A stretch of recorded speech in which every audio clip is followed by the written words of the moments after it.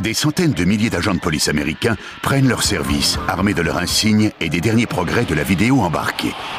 Vous allez être les témoins de scènes inédites, leurs interventions prises sur le vif. Aujourd'hui, dans Flics et Furieux, un motard que rien n'arrête finit par percuter un bus. Une fusillade éclate dans une station-service. Sur Sunset Boulevard, une course-poursuite aux allures de feu d'artifice. Ils traînent le grillage, c'est incroyable. Un policier risquant sa vie pour en sauver une. Y a quelqu'un là-dedans? Un cambrioleur grotesquement masqué sous une culotte. Alors que Flics et Furieux n'a rien à cacher, bien au contraire. Attachez vos ceintures, c'est parti pour un nouvel épisode. Sortez!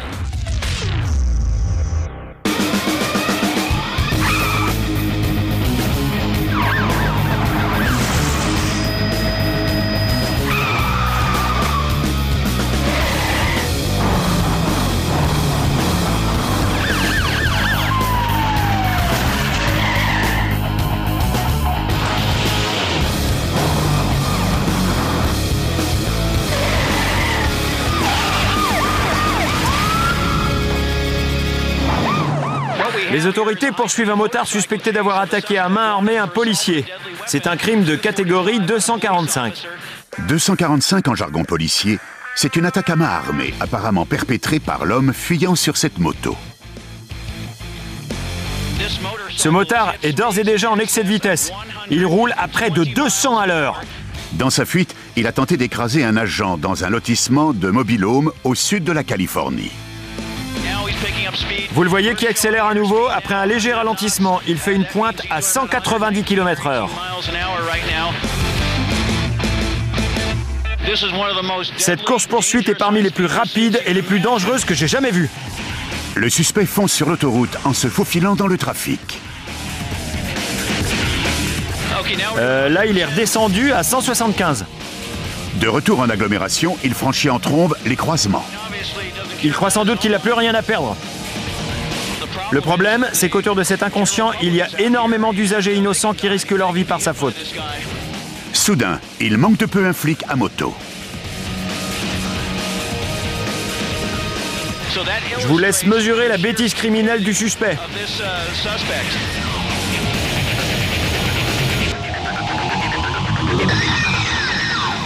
La course se poursuit depuis le ciel, tandis qu'au sol, les unités se concentrent sur la protection des personnes. Le revoilà. Mais l'inévitable finit par arriver.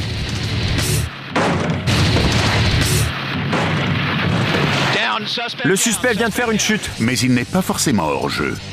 Il est toujours vivant. Et il bouge encore après ce choc effroyable. Le premier policier arrivé sur les lieux menotte sans ménagement l'homme blessé qui, malgré le choc très violent contre le bus, semble vouloir résister. Est-ce qu'il bouge parce qu'il souffre ou bien parce qu'il essaie de résister à l'agent qu'il menotte? L'homme, dont la cavale a mis en péril une multitude de vies, a échappé miraculeusement à la mort après avoir percuté le bus. Il comparaîtra pour délit de fuite et attaque à main armée.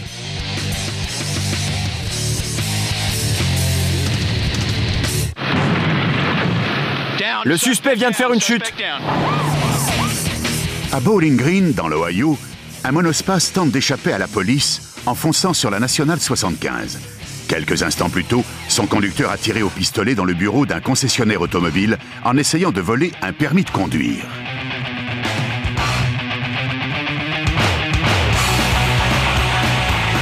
Armé et très dangereux, il fuit à présent à grande vitesse.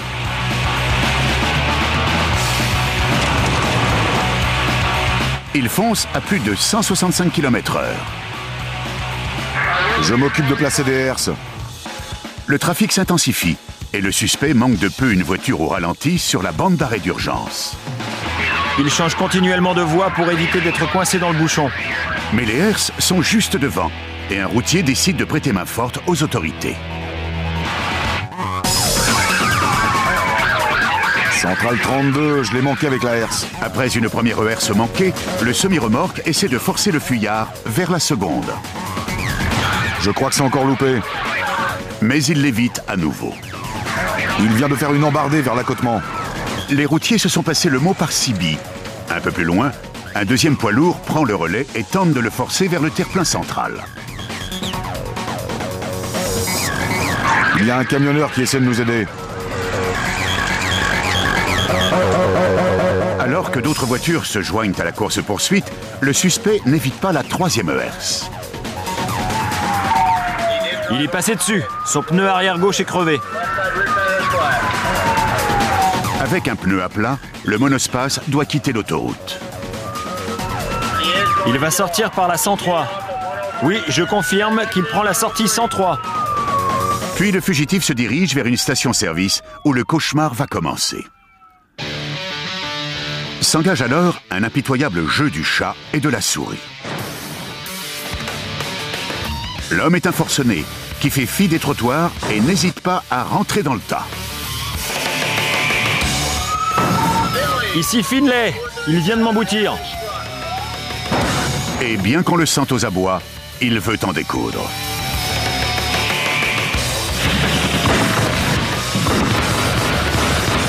Bondissant de sa voiture, il ouvre le feu.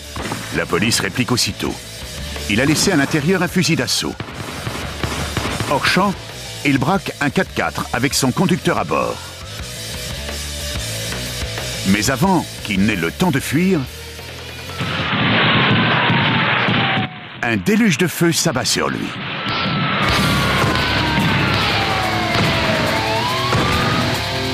Les policiers tirent quelques 50 balles et le blessent mortellement dans cet affrontement sans merci. On a tiré et on l'a abattu. Si au cours de la fusillade, 2 agents seront blessés par balle, le conducteur du 4x4 braqué s'en tirera avec de légères blessures.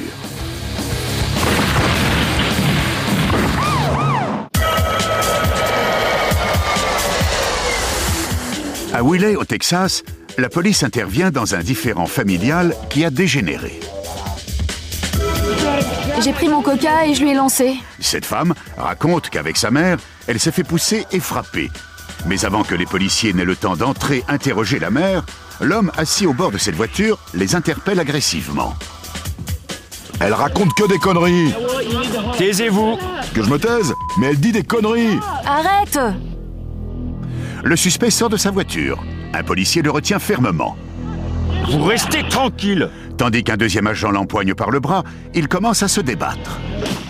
Les 2 gardiens de la paix luttent contre le forcené, sous le regard terrifié de sa copine impuissante qui hurle. Ils parviennent à l'enserrer par le cou et le soulèvent par une jambe avant de le plaquer au sol. Arrête, bon sang, arrête, je t'en supplie! Arrêtez de bouger, vous aggravez votre cas.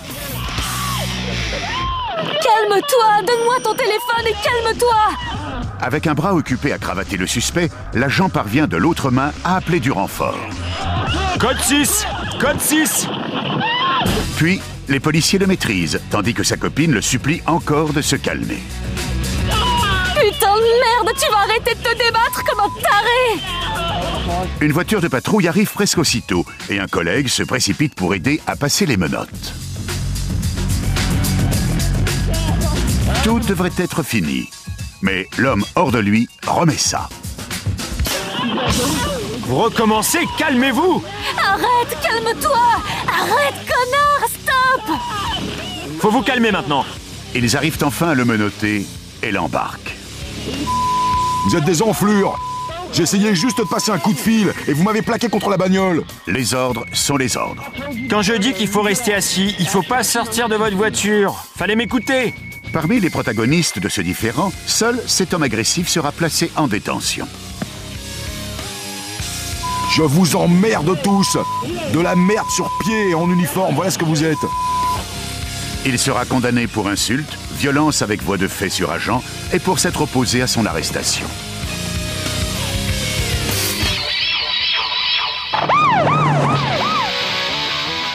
À Fritch, au Texas, une infraction au code de la route pour un feu arrière en panne vient de se transformer en course-poursuite.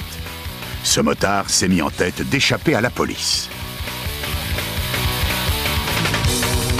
Pendant que l'agent à ses trousses demande du renfort, l'homme accélère et monte à 165 km/h. S'il faut une bonne dose d'inconscience pour rouler à cette vitesse sur 4 roues, le faire sur 2 revient clairement à jouer avec la mort. Pour aggraver son cas, le fugitif n'a que 17 ans et pas la moindre intuition de l'horreur que représente un drame de la route. Pendant qu'il fonce en direction de l'A136, son poursuivant le somme par haut-parleur de s'arrêter. Ça ne sert à rien ce que tu fais. Arrête-toi tout de suite. Mais c'est en vain. Notre flic bienveillant en appelle alors à la conscience du jeune homme. Arrête-toi avant de tuer quelqu'un et de te tuer. Mais celui-ci se moque des ordres comme des règles de sécurité. Plusieurs voitures de patrouille sont à présent à ses trousses. Les agents envisagent même de le heurter pour le stopper. 8-14, si tu y arrives, essaie de te placer devant. Mais quelques instants plus tard, le manque d'expérience et la vitesse dans un virage trop serré s'en chargent pour eux. Il vient de chuter. Envoyez une ambulance au niveau du Pré-Salé. Le jeune motard se relève, mais pas pour longtemps.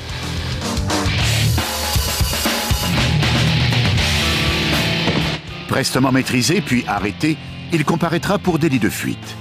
S'il n'a pas obéi aux sommations, c'est peut-être parce qu'il faisait déjà l'objet de 6 chefs d'inculpation, dont un pour évasion. L'un des policiers lancés à sa poursuite a même sa propre idée sur la question. Pourquoi il s'est tiré comme ça? Parce que c'est un petit con. À Krugersville, au Texas, les autorités recherchent un chauffard roulant à bord d'un pick-up bleu.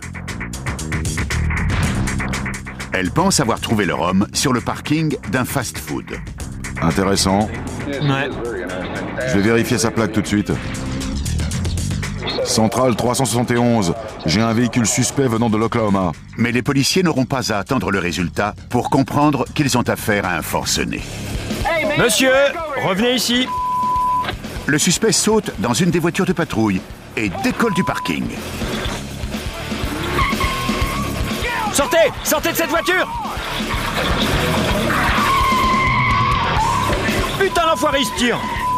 Allez, grimpe! Où est ton micro? Là, allume-le, qu'on avertisse les gens. Le fugitif fonce vers une départementale pendant qu'un policier prévient les usagers par haut-parleur. L'homme que vous venez de voir passer a volé ma voiture. Il ne tarde pas à les distancer. Putain, qu'est-ce qu'il fonce? Mais il pense l'apercevoir au loin. C'est lui là-bas? Ouais. Demande du renfort. D'autres unités se joignent à la course-poursuite sur cette départementale à 2 voies.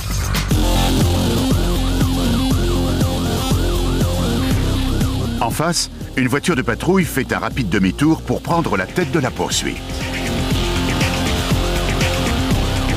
Le fugitif continue de rouler dangereusement.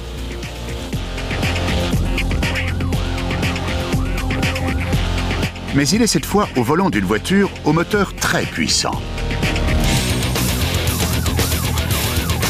En enfonçant l'accélérateur, il décolle à plus de 165 km/h. La voiture volée arrive pratiquement hors champ de la caméra quand elle rate un virage serré sur la gauche.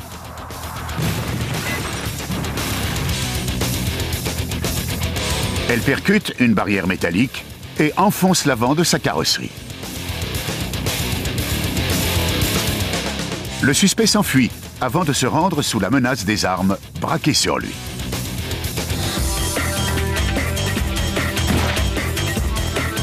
L'enquête révélera que le pick-up bleu qu'il conduisait précédemment était lui aussi volé. Sortez! Sortez de la voiture! Il comparaîtra pour le vol de 2 véhicules et pour délit de fuite.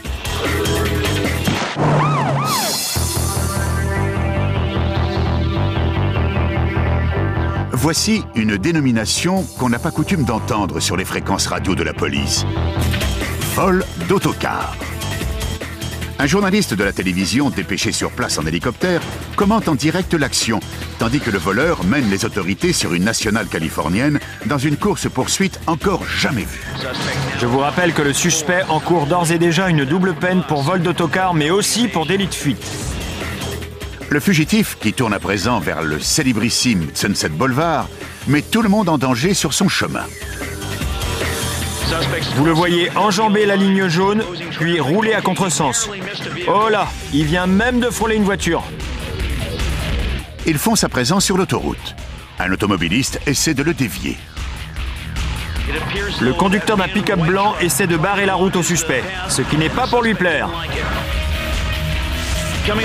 Il reprend la sortie en direction de Sunset Boulevard. Mon Dieu! Il vient de cogner la rambarde. Il emboutit l'arrière d'un véhicule et se force un passage sur le croisement. Il n'a plus de phare. Tandis que le chauffard fonce vers les quartiers luxueux à l'ouest de Los Angeles, la situation devient de plus en plus critique.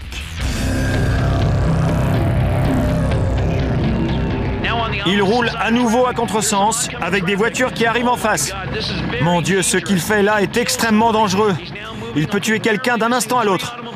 Vous le voyez, évitant de justesse 5 voitures. Au virage suivant, il perd le contrôle. Il roule beaucoup trop vite pour un virage.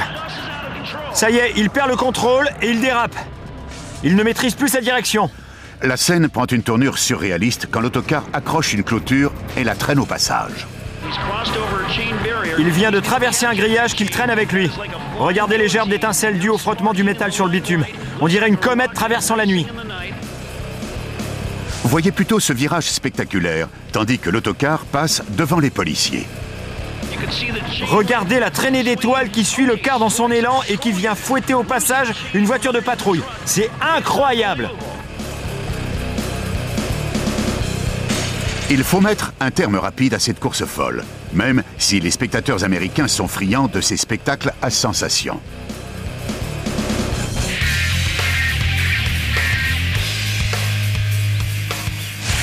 Cette fois, l'homme qui s'est improvisé maître artificier n'a plus de chance de s'en sortir. Il est dans un cul-de-sac, une voie sans issue. Il va pas aller plus loin. Soudain, le fugitif pile. La suite, laissons-la à la stupeur du commentateur de la télévision à bord de son hélicoptère. Attention, il recule! Il recule et il pousse les voitures de patrouille comme de vulgaires jouets. J'entends maintenant des coups de feu. Le suspect se fait tirer dessus. Il recule à présent, sur un trottoir dans un angle, et il emboutit carrément une maison. Ce fou furieux a osé enfoncer tout un pan de maison. On entend d'autres coups de feu contre lui.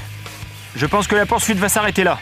Après une folle cavale où les téléspectateurs auront leur compte de tôles froissées et d'étincelles, l'autocar arrive à son terminus.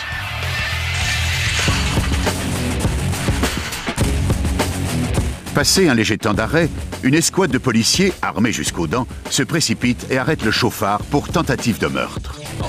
Voilà, le suspect est maintenant hors du car, étendu par terre. Les policiers le menottent.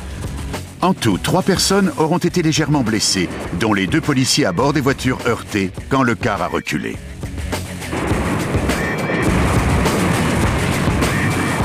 En revoyant ces images terrifiantes, c'est un véritable miracle si le bilan n'est pas plus lourd. C'est incroyable! Il pourrait tuer quelqu'un.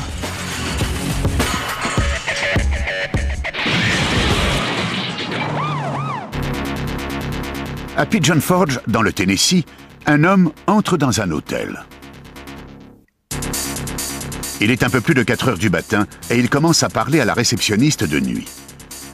Comme il empeste l'alcool, celle-ci, méfiante, reste courtoise, mais évite de s'étendre dans la conversation. Elle poursuit son classement, tandis qu'il monte à sa chambre. Une vingtaine de minutes plus tard, il redescend dans le hall. Il raconte à la réceptionniste qu'il n'arrive pas à dormir, mais il n'a aucune intention de discuter. La caméra de surveillance de l'hôtel le montre tenant un objet contendant dans la main gauche. C'est un démonte-pneus.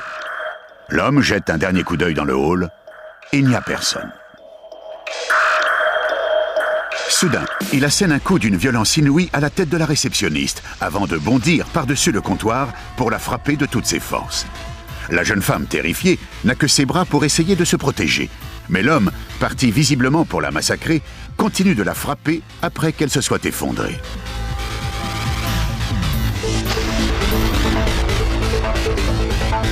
Puis il escalade la réception, efface de son gilet les empreintes laissées sur le comptoir, tout en abandonnant son arme derrière lui.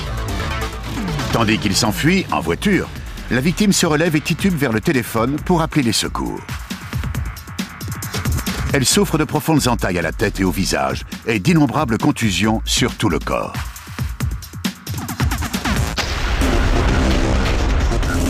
Ce lâche, qui s'en est pris à une réceptionniste de nuit, se livrera de lui-même aux autorités le lendemain. Il dira simplement qu'il était ivre, sans pouvoir avancer quelque autre explication à son geste. Au tribunal, le juge qualifiera ce crime d'agression sauvage et perverse. L'homme sera condamné à 10 ans de prison. Dans une station-service, la police veut stopper 3 adolescents dont la voiture a un phare avant cassé. Mais ils n'ont pas l'intention de se laisser contrôler. Les autorités s'aperçoivent bientôt que la Ford dans laquelle ils roulent a été volée. Dès la sortie, ils appuient sur le champignon et dépassent rapidement les 110 km/h. Le conducteur zigzague dans les rues résidentielles de la banlieue de Détroit, dans le Michigan. En plongeant dans des nids de poules, les jeunes suspects envoient toutes sortes de débris vers la voiture qui les pourchasse.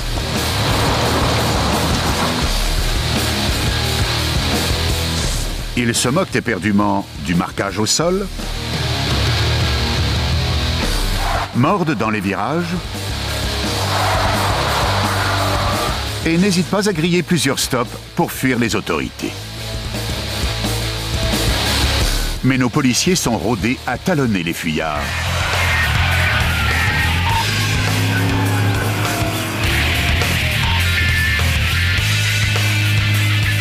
Et même de très près.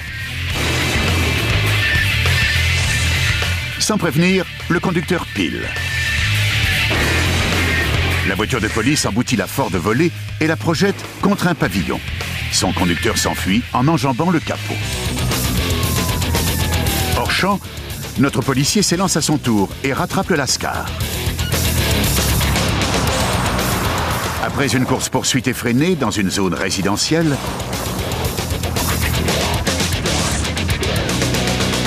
le passager arrière réussit à s'enfuir. Quant au conducteur et à son passager avant, ils comparaîtront au tribunal pour mineurs.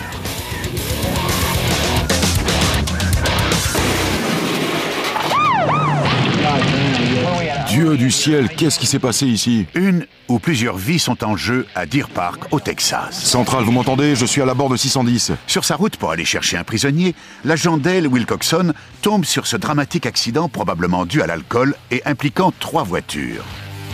Au niveau de la bande 610, je signale un grave accident avec 3 véhicules en feu. Fort de 8 années d'expérience, il garde son sang-froid et sort voir s'il y a des victimes. Mon premier souci a été de m'assurer que toutes les victimes de cet accident avaient eu le temps de sortir des voitures. Mais Wilcoxon apprend bientôt que ce n'est pas le cas. Faut aller voir là-dedans. Qu'est-ce qu'il y a? Il y a un homme. Dans le pick-up? Un homme est resté coincé entre le pick-up de gauche et le parapet. Le feu fait rage autour des épaves. On entend des détonations éparses, tandis que les réservoirs n'ont peut-être pas encore explosé.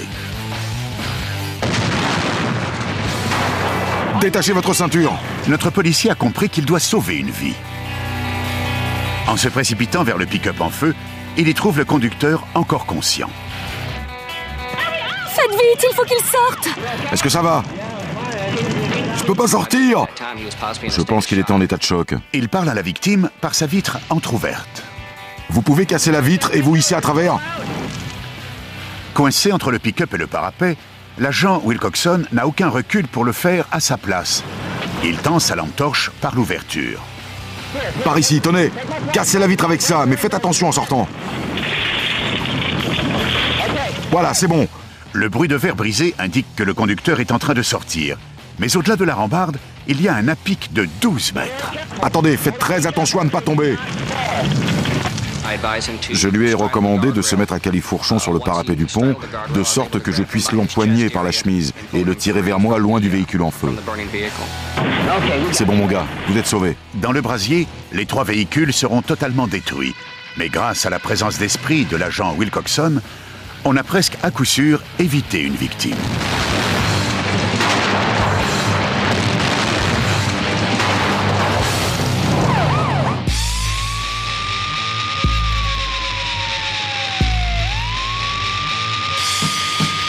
Tampa, en Floride, un homme se disant armé de 2 revolvers vient de braquer 2 motels en l'espace de 10 minutes.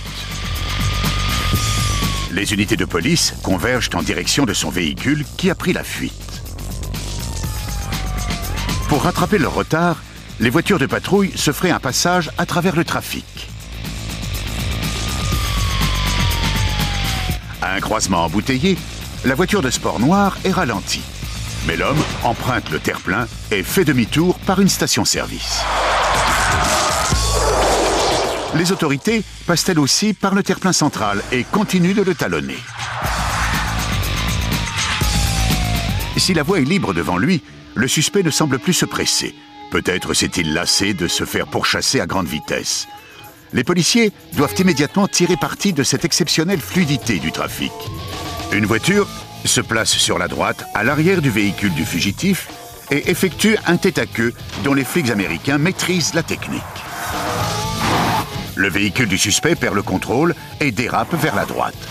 La caméra de bord d'une deuxième voiture de patrouille le montre chassant dans un nuage de poussière. La cavale s'achève par un plaquage efficace. Le suspect, qui tentait de s'enfuir à pied, se retrouve presque aussitôt enserré dans les bras puissants d'un représentant des forces de l'ordre. Il comparaîtra pour 2 chefs d'inculpation, pour vol avec voie de fait et pour délit de fuite. 8 minutes auront suffi à l'arrêter après son dernier braquage d'un motel. Personne n'a été blessé dans cette arrestation éclair, rondement menée.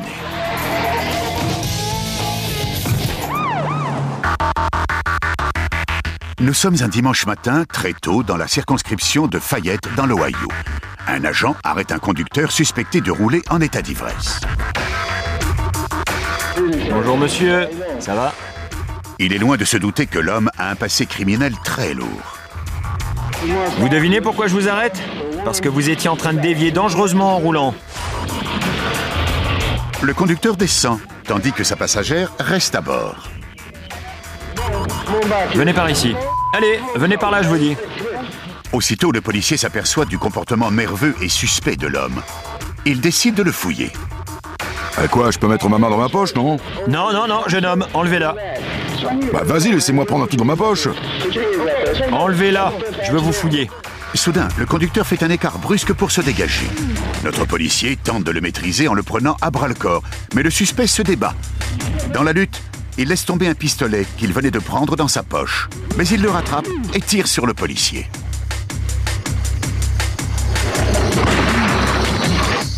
La balle le manque de peu. Pour ce dernier, c'est à présent une question de vie ou de mort. Il parvient enfin à saisir son arme de service. Se sentant en état de légitime défense, il tire à bout portant dans le dos du suspect, mettant immédiatement un terme à leur lutte.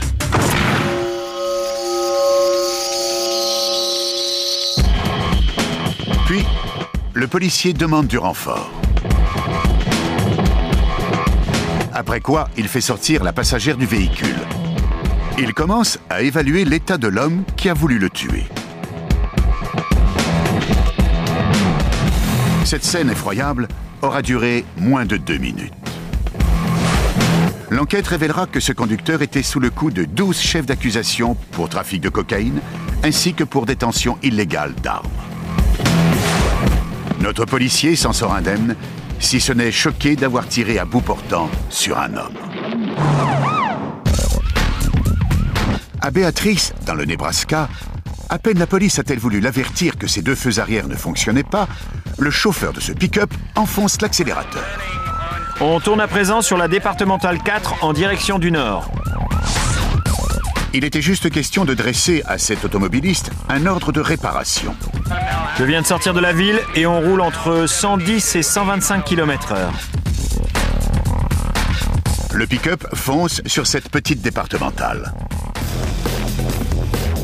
Par chance, le trafic est quasiment nul. Il dévie sur la route. Je le vois aller et venir constamment entre l'accotement et la voie en sens inverse. La course-poursuite continue sur une route de traverse.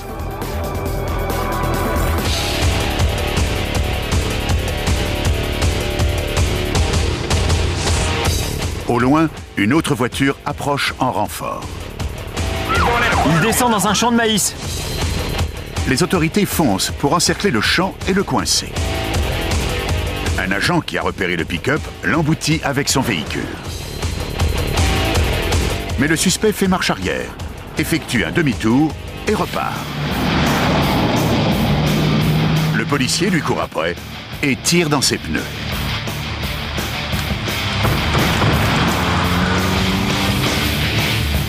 Le pick-up rejoint néanmoins la route avec les voitures de patrouille à ses trousses. À nouveau sur la départementale 4. Mais l'un de ses pneus est crevé. Il roule sur la jante. Puis il mène les autorités sur une route de campagne. Il n'ira pas loin. Enfin, le suspect tente une tactique classique pour semer la police. Il rentre à nouveau dans un champ de maïs.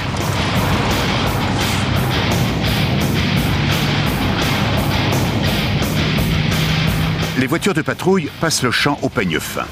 Mais l'obscurité et la poussière ne les aident pas à localiser ce pick-up de couleur sombre. Les policiers finissent pourtant par le retrouver. Le suspect essaie alors d'emboutir une voiture pour s'échapper. Sors de ta voiture! Sors de ta putain de bagnole! Sors de ta bagnole et lève les mains, salopard!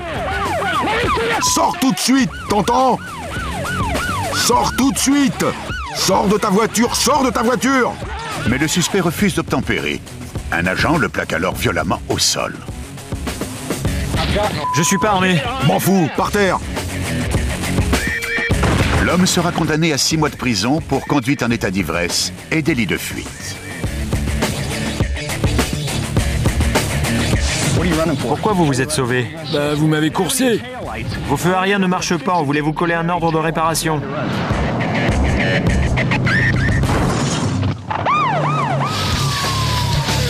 À Salt Lake City, dans l'Utah, un contrôle pour infraction au code de la route se transforme en course-poursuite à grande vitesse. C'est une Jeep rouge avec un homme blanc au volant. La traque se poursuit sur l'autoroute alors que commence le trafic des heures de pointe. Un bouchon au niveau de la 33e. Soudain, la Jeep vire à droite comme pour prendre une sortie. Il sort peut-être à la 33, mais c'est pas sûr. Mais elle revient aussitôt à gauche. Salt Lake, 382. Il n'a pas pris la 33e. On roule toujours au sud sur l'A15. Quelques kilomètres plus loin, les autorités ont placé des herses. On est à la jonction avec la D5300. Si les herses ne viennent pas rapidement à bout de la course-poursuite, les policiers devront tenter un tête-à-queue. Mais pour passer sur les pics, encore faut-il que le suspect ne dévie pas constamment. Salt Lake 382, il roule sur la voie la plus à droite. Il va peut-être bifurquer vers la D5300. Mais une fois de plus, il décide de rester sur l'autoroute. Si les automobilistes réagissent aux sirènes et aux gyrophares en ralentissant ou en s'arrêtant complètement, ils créent là autant d'obstacles pour le suspect comme pour la police. On roule sur la bande d'arrêt d'urgence. Il n'arrête pas de zigzaguer. Là, on revient carrément sur les voies de service. Les voies de service, justement, c'est là que les herses attendent le fugitif. Ayant repéré à temps la première, ils la contournent. Salt Lake 382, il a évité la première. Il roule toujours au sud sur l'A15. À l'approche d'une seconde voiture de patrouille garée, il fait une embardée à droite avant que l'agent n'ait lancé sa herse. Mais quelques secondes plus tard, le suspect se fait coincer dans un judicieux tête-à-queue. On l'a eu. La Jeep percute le parapet en béton et rebondit en heurtant de plein fouet la voiture de police. Le suspect est arrêté pour délit de fuite. Il comparaîtra également pour possession et usage de drogue, après qu'il ait reconnu avoir pris de la cocaïne pendant la course-poursuite, et même avoir avalé un ballon de baudruche rempli d'héroïne.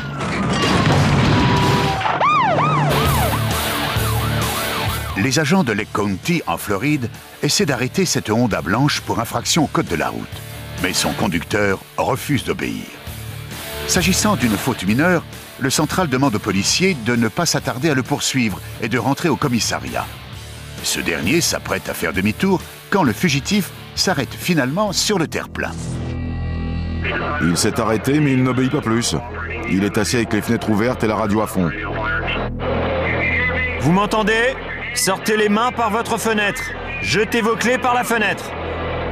Monsieur, baissez complètement votre vitre. Qu'on discute un peu. La voiture correspond au signalement d'un véhicule utilisé dans un enlèvement. Les policiers enquêtent brièvement. T'as des inculpations pour crime? Oui, 31, rien que pour l'État de New York. Avec arme ou par coups et blessures? Pour compliquer les choses, on ne voit pratiquement rien à travers ces vitres. Si ça se trouve, ils sont plusieurs. Vous le voyez toujours, chef? Les autorités se préparent au pire. L'ordre est lancé de stopper le trafic dans les deux sens. 1385, tu t'avances et tu places les herses en faisant gaffe. L'attente s'installe et dure exactement 41 minutes avant que les agents ne se décident à passer à l'action. Tandis que l'un d'eux rampe discrètement derrière la voiture, ses collègues se tiennent prêts à le couvrir. Des herses sont placées de part et d'autre des roues arrière. Par la vitre entrouverte du conducteur, un policier tire une série de cartouches au gaz poivre. Le but est évidemment de le faire suffoquer pour le faire sortir. Une deuxième salve vise cette fois la prise d'air conditionné.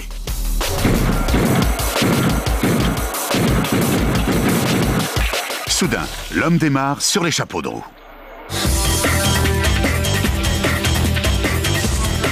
Mais en s'enfonçant dans le sol mou, les herses n'ont pas crevé les pneus. 10-4, on le trace. Les voitures de patrouille talonnent le fugitif. Un peu plus loin, la Honda passe fort heureusement sur une deuxième série de herses. Elle finit par s'arrêter en plein croisement.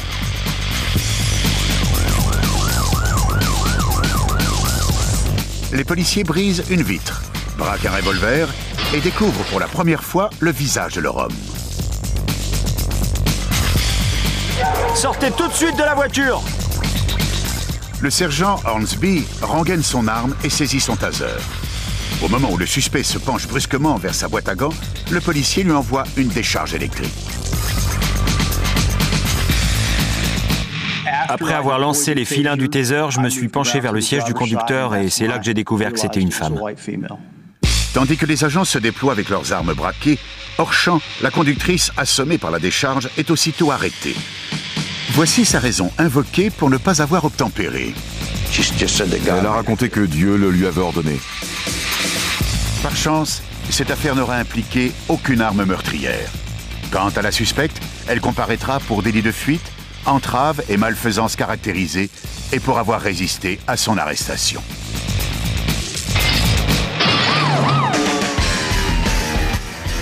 Dans la circonscription de Séminole, en Floride, la police a repéré une Cadillac prétendue volée. Le véhicule ayant été probablement braqué à l'aide d'un revolver, son conducteur est considéré d'office comme armé et dangereux. À un feu rouge, la voiture se retrouve coincée derrière deux 4x4. On pense que c'est la fin de la traque. Mais l'homme se force un passage en emboutissant les deux véhicules tout-terrain, jusqu'à ce que l'un d'eux s'écarte. Non content de s'en tenir là, le suspect enclenche la marche arrière et heurte cette fois la voiture de patrouille. Puis il repart en froissant sa tôle contre celle d'un deuxième véhicule de police. La course-poursuite continue sur l'autoroute avant de revenir en agglomération. La voiture de tête se place pour faire un tête-à-queue au fugitif. Dans la manœuvre, la Cadillac dérape et heurte un véhicule de patrouille. En extirpant le suspect de l'habitacle, les agents trouvent dans sa poche un revolver au chargeur plein. L'homme sera inculpé de violence avec voie de fait à l'aide d'un véhicule à moteur, de délit de fuite et de détention d'armes alors qu'il avait été déjà jugé coupable.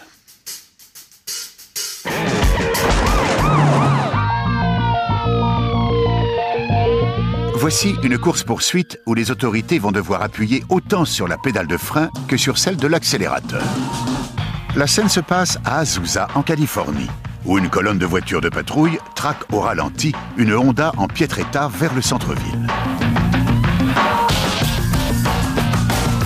La vitesse va même descendre en dessous de 30 km/h pour poursuivre ces deux suspects de vol de voiture qui se montrent particulièrement désinvoltes.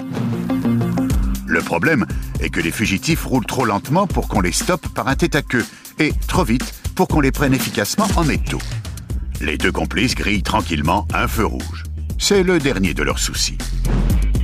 Au bout d'un moment, les policiers s'impatientent d'une telle lenteur. Laissez-moi descendre l'allée avant de placer les herses. Plus loin, ils déploient des herses.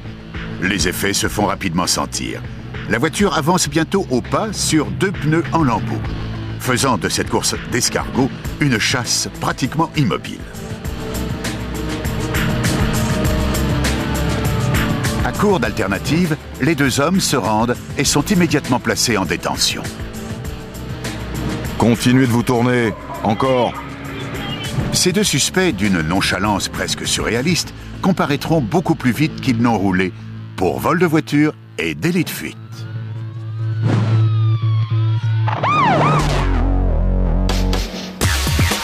Voici au contraire une course-poursuite à grande vitesse dans la partie septentrionale du Texas. Tout a commencé quand les policiers de la petite ville de Fritch se sont aperçus que cette voiture avait un feu arrière en panne. Pour une raison qu'on ignore, le conducteur a refusé de s'arrêter. Il est alors pris en chasse. Mais s'il est difficile de le voir, c'est bien lui, au fond, dans la Chevrolet bleue. La course-poursuite va mener les autorités avec des pointes de 170 km/h. Avec un pneu crevé et les policiers qui le talonnent, le suspect finit par s'arrêter. S'il lève bien ses mains, les agents ne s'embarrassent pas et le saisissent sans ménagement pour le maîtriser au sol. Placé rapidement en détention, il comparaîtra pour délit de fuite.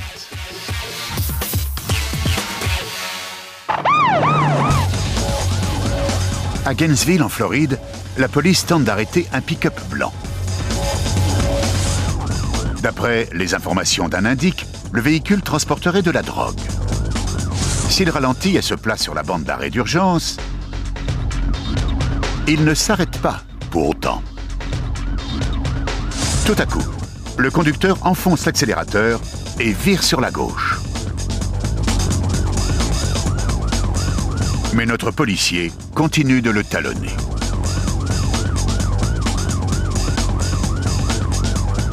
Une voiture de police banalisée fait demi-tour sur le terre-plein central pour se joindre à la course-poursuite. À présent, le pick-up fonce à plus de 110 km/h. Soudain, le suspect décide de faire un peu de tout-terrain. Sur son passage, il soulève des nuages de poussière, mais cela ne suffira pas à cacher ce que vous allez voir dans un instant. Un passager laisse tomber un paquet par la vitre. Il vient de balancer la marijuana. Une voiture de patrouille s'arrête et la ramasse. C'est bon, je l'ai. Puis, le pick-up prend sa vitesse de croisière. Il roule à plus de 165 km/h avec les autorités à ses trousses. La conduite dangereuse du suspect va prendre une tournure encore plus critique. Il prend la direction est sur la voie direction ouest. Il roule à contresens. Un pick-up banalisé de la police traverse le terre-plein et le heurte latéralement. Mais rien ne semble l'arrêter. Le chauffard court droit à la collision de plein fouet. Aussi, les policiers doivent arrêter cette course immédiatement. Les gars, faut qu'on les arrête, vite. Contre toute attente, le suspect s'arrête de lui-même et se rend.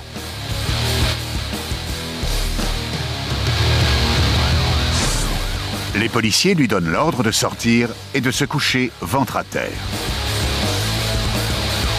Ils s'avancent prudemment, leur arme de service braquée sur lui, ainsi que sur sa passagère.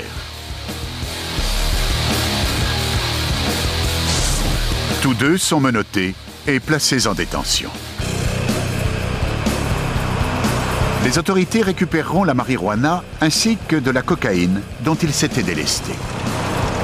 À bord du pick-up, la police trouvera d'autres drogues dissimulées.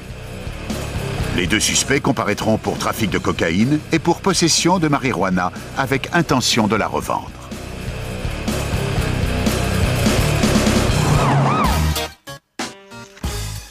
Dans ce magasin de bonbons du Kansas, les caméras de sécurité filment un cambriolage nocturne peu banal. Un jeune homme entre par effraction en poussant une porte bloquée par un réfrigérateur. il n'a pas choisi de se dissimuler autrement que sous une culotte de femme. D'autres caméras le filment essayant de se servir dans la caisse. C'est une petite boutique et il y a peu d'argent dans le tiroir. Mais peut-être n'a-t-il besoin que de s'offrir un déguisement un peu moins grotesque. La tournure des événements va nous montrer que cet adolescent culotté est aussi un fiefé gourmand. Dans sa fuite, il saisit au passage quelques tablettes de chocolat à la noix de pécan caramélisées. Mais malgré sa conception très personnelle de l'art du déguisement, il n'échappera pas à la perspicacité des policiers. Quelques jours plus tard, il est arrêté et inculpé de cambriolage.